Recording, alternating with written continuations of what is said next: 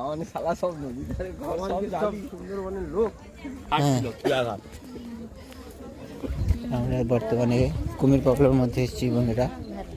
হ্যাঁ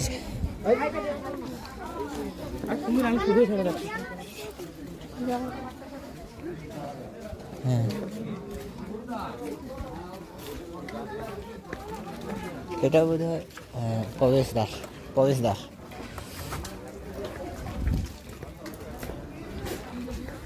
প্রচুর পর্যটকরা এসছে।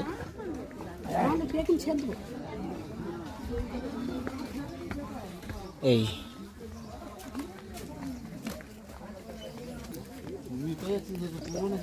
কুমির আছে, কুমির বাচ্চা ফুটানোর মেশিনও আছে, সব দেখানো হবে, একটু ওয়েট করো।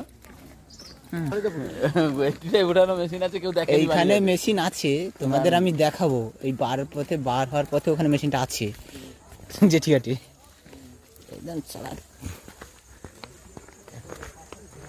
লাইভ চলছে না না, এটা মারবো। এর মধ্যে কুমিরের বাচ্চা ফোটানো। এখন আমরা যাচ্ছি, অনুগ্রহ করে আপনারা দেখতে থাকুন একদম অতি আগ্রহের সঙ্গে। আগ্রহ কম থাকলে কিন্তু হবে না। বাচ্চা অবশ্যই দেখাবো, বড় দেখাবো, বড় তো সবাই দেখে, কিন্তু বাচ্চা কে দেখে? 2 ইঞ্চি, 5 ইঞ্চি, 10 ইঞ্চি এইসব বাচ্চা দেখাবো এখন।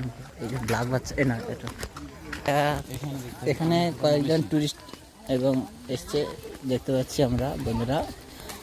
দেখো, এটা কুমিরের বাচ্চা মনে হয় ঝোল করছে।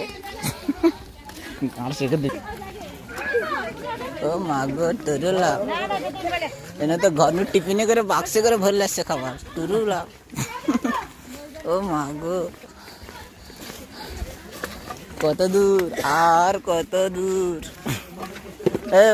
আর কত দূর? বেশি দূর নয়। আরে কুমিরের বাচ্চা দেখার জন্য আমার মনটা পাগলফুল করছে।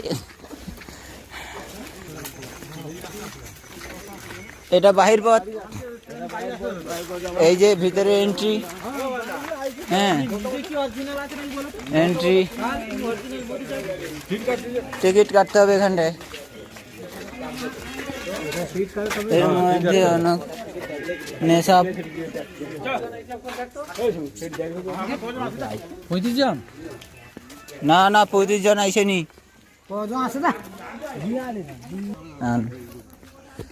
আচ্ছা বন্ধুরা, বর্তমানে আমরা তো সকাল থেকে বেরিয়েছি, এ পর্যন্ত সকাল থেকে বেরিয়েছি,